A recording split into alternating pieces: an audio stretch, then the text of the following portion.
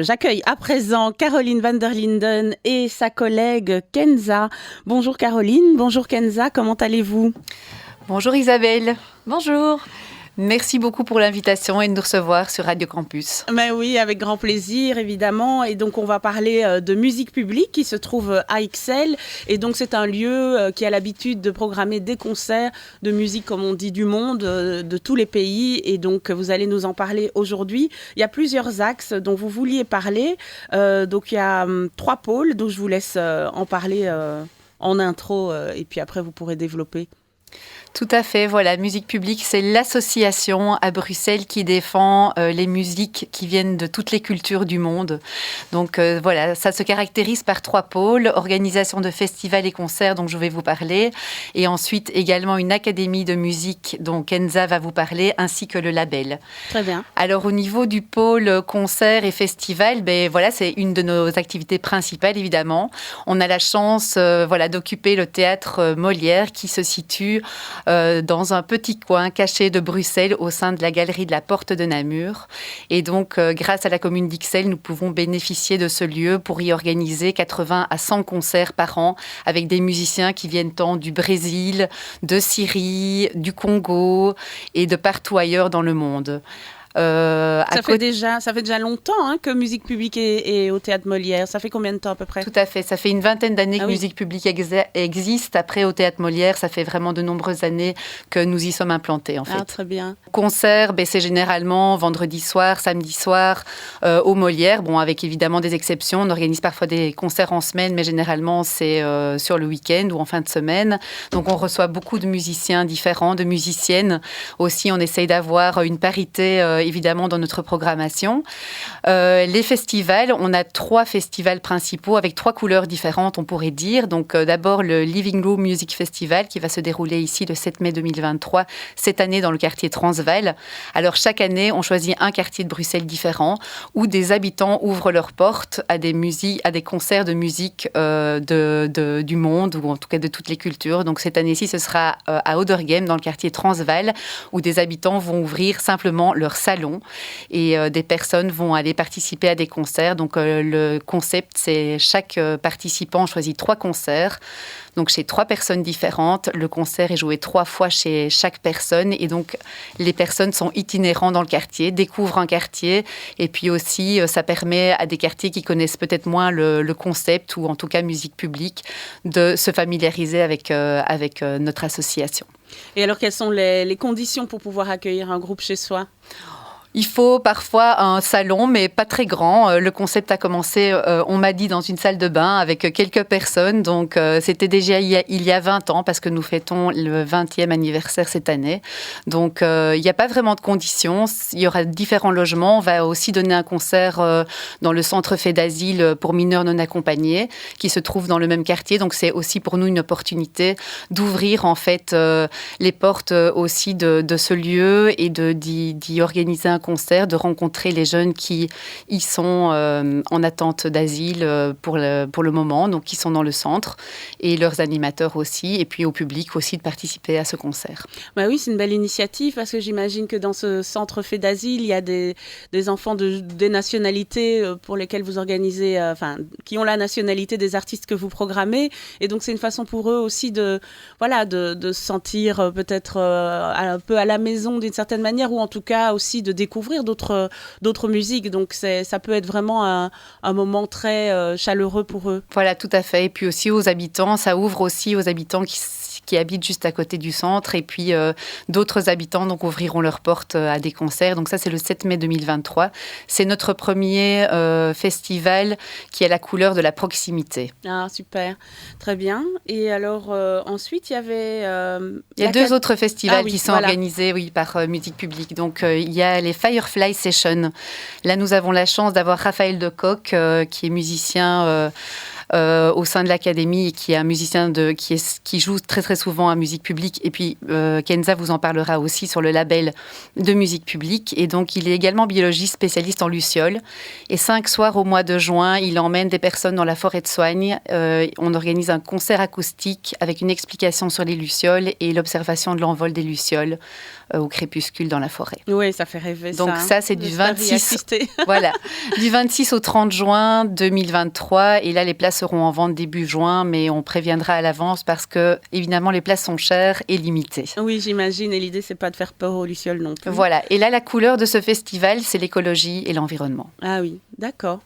Et alors le troisième ? Le troisième, la couleur, c'est le patrimoine. Et il s'agit d'organiser des concerts dans des lieux insolites et cachés de Bruxelles. Donc l'année passée, on a pu avoir par exemple les anciennes imprimeries de la Banque nationale ou alors encore le Temple bleu franc-maçon.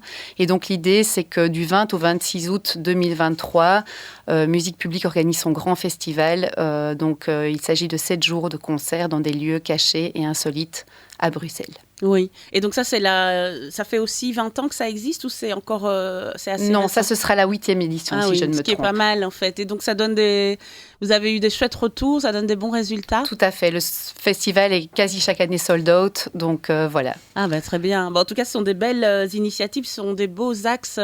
Donc il y a patrimoine, écologie et l'autre c'était proximité voilà. Pour le Living Room Music Festival. Ah oui, donc c'est vraiment complet. Et donc qu'est-ce que vous offrez d'autre comme possibilité au sein de Musique publique? Donc les autres pôles, je vais laisser Kenza en parler, donc c'est-à-dire l'Académie de musique et également notre label. Oui. Bonjour Kenza. Bonjour. Donc je vais d'abord vous parler du label parce que c'est le pôle dont je m'occupe. Donc en plus des concerts et des festivals, on a en 2008, Musique publique a lancé en fait son propre label parce qu'on travaille avec énormément de musiciens bruxellois et belges. Et à un moment donné, on s'est dit, tiens, mais pourquoi pas les aider, pourquoi pas les produire, en fait. Et donc, depuis 2008, une fois par an, on sort un album avec des artistes belges de musique traditionnelle du monde. Et maintenant, on passe même à 2 albums par an, parce qu'en fait, on sent que vraiment, il y a une envie et un besoin des artistes d'être accompagnés et d'être soutenus, surtout. Oui, il y avait un manque à ce niveau-là.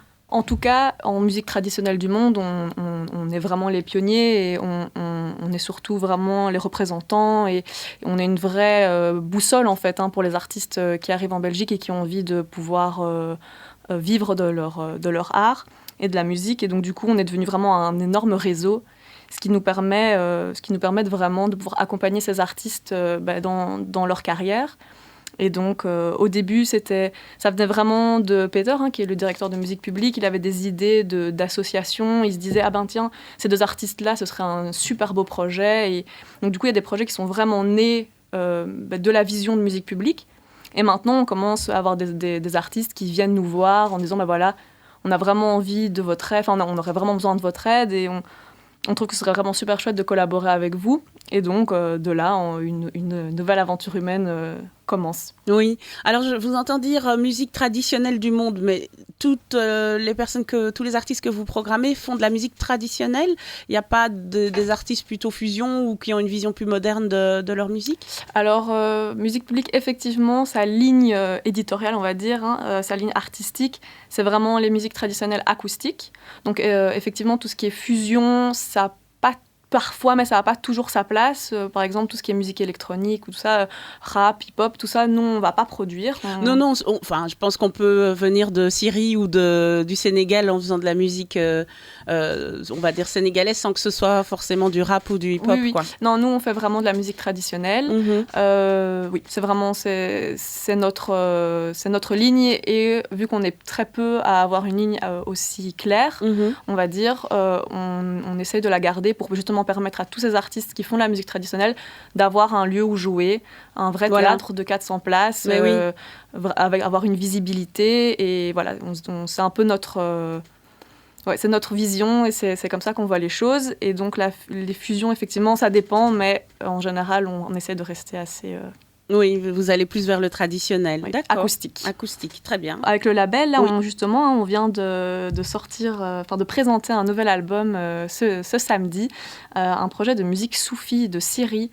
Ça s'appelle Jawa, Last Breath from Aleppo. Et donc c'est un projet, justement, un artiste qu'on suit depuis quelques années maintenant, Tamam Al-Ramadan, qui est syrien, qui est arrivé en 2016 en Belgique, et qui a d'abord participé au projet Refugees for Refugees, qui est un projet lancé par Musique publique en 2016 pendant la crise migratoire. Et l'idée, c'était d'un peu montrer une autre vision de la migration, montrer qu'en fait, il y a plein de choses à y gagner en fait, et de montrer un peu l'éventail de couleurs et de traditions qu'on avait à Bruxelles. Et donc on a rencontré comme ça plein de musiciens qui ont fait un album de compile qui s'appelait Amerly. C'était vraiment le tout premier album de Refugees for Refugees. Et en fait ça a été un carton plein, vraiment ça a été super bien reçu. Et donc en fait 10 musiciens de ce projet se sont réunis pour créer un groupe dont faisait partie Tamam al-Hamadan. Et grâce à ça, grâce à ce projet, ils ont pu sortir un nouvel album qui s'appelle Amina, qui est sorti en 2018. Et donc, on connaît Tamam depuis longtemps. Il joue du ney, c'est une sorte de flûte, voilà. Donc c'est un instrument à vent. Et donc on le connaît depuis longtemps. Il donne des cours de ney à l'académie. Et lui, il avait cette envie, en fait, de se rapprocher d'Alep et de la Syrie, de la musique qu'il écoutait quand il était enfant et de la musique avec laquelle il a grandi. Donc la musique soufie. Il avait vraiment cette envie de créer un projet assez, vraiment basé sur l'héritage soufi et pas quelque chose... il voulait pas trop laisser l'espace de moderniser, on va dire. Il voulait vraiment créer un projet traditionnel, comme on lui avait appris, comme il l'avait écouté quand il était jeune. Et donc, il a monté un projet avec 6 musiciens, un chanteur et 5 musiciens. Certains viennent de Syrie, mais d'autres viennent d'ailleurs, du Maroc, de Palestine. Simon Leleu, qui est le percussionniste, lui vient de Bruxelles. Mais donc, pour essayer de donner d'autres couleurs, mais vraiment en gardant la tradition soufie d'Alep. Et donc, c'est grâce à Khaled, le chanteur, qu'ils ont pu avoir accès à tout cet héritage, parce qu'en fait, il disparaît petit à petit avec la guerre en Syrie. Les maîtres sont maintenant vraiment dispersés dans le monde, ou alors sont malheureusement décédés, et donc part avec eux un trésor, en fait, de chansons.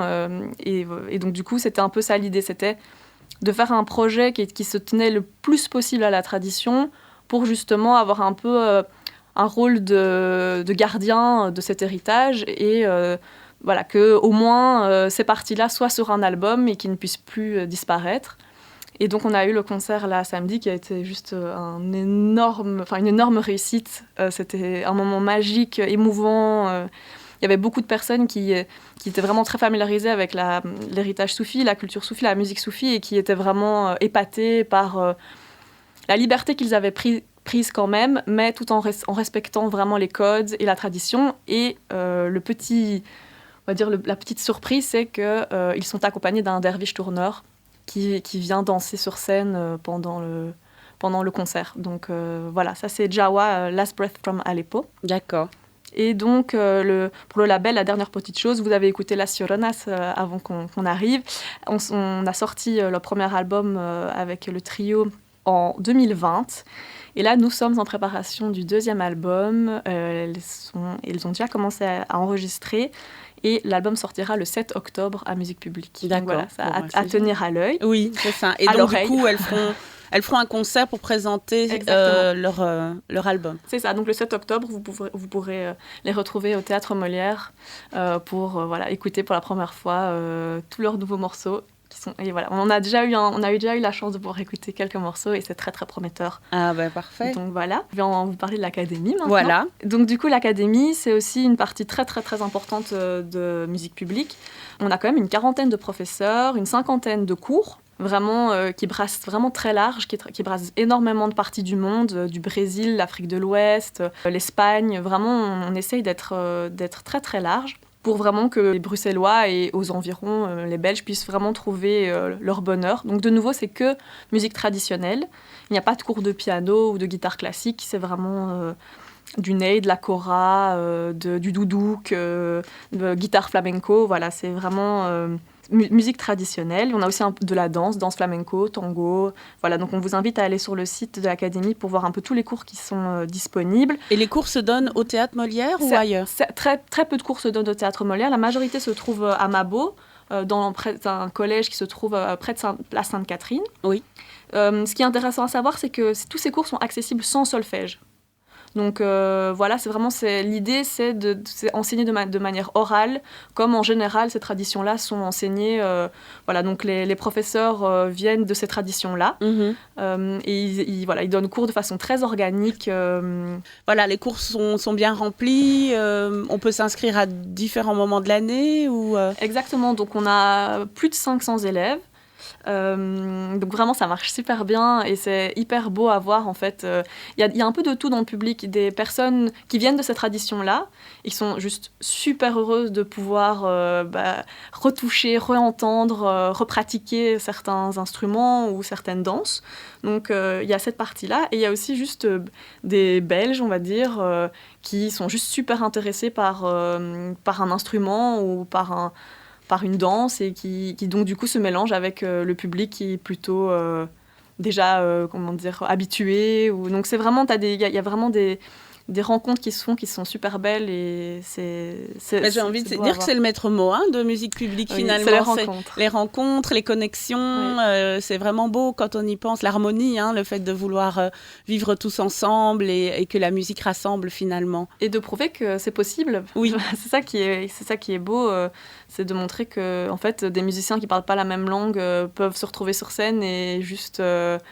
adorer jouer ensemble et le transmettre au public et puis à l'académie où tu te promènes dans les couloirs et tu passes de cours de vieillard roux au cours de doudouk au cours de guitare flamenco, ça va dans tous les sens et d'un voyage à un autre, c'est juste super beau et c'est là où on se dit, ah ouais, ça a du sens ce qu'on fait. Mais j'allais vous poser la question, effectivement, ça a énormément de sens ce que vous faites. J'imagine que c'est vraiment agréable de travailler dans ces conditions et de se rendre compte que le travail, il y a un résultat. Quand vous voyez que tel groupe organise un concert ou tel groupe se produit sur scène, je veux dire, ou tel groupe enregistre son album, tel musicien donne des cours, etc. C'est vrai que pour vous, c'est quand même une belle gratification. C'est en effet très concret comme travail. En fait, on a aussi une capacité de réaction qui est très forte. Donc, par exemple, ici, dans le cadre du lancement de ce nouvel album de Jawa, il nous a semblé vraiment naturel de lancer une récolte de fonds pour les victimes des tremblements de terre en Syrie, Turquie. Parce qu'effectivement, même si ce désastre n'est plus tellement couvert par les médias, les besoins restent vraiment énormes. Donc, on a contacté le consortium 1212, qui est un consortium de 7 ONG, dont la Croix-Rouge, Handicap International et d'autres, pour leur dire, dans ce cadre-là, il nous semble naturel de pouvoir faire quelque chose. Et donc, on a lancé une récolte de fonds qui se terminera la semaine prochaine. On n'a pas encore atteint notre objectif, mais on a déjà un peu plus de 400 €. Et c'est quoi l'objectif ?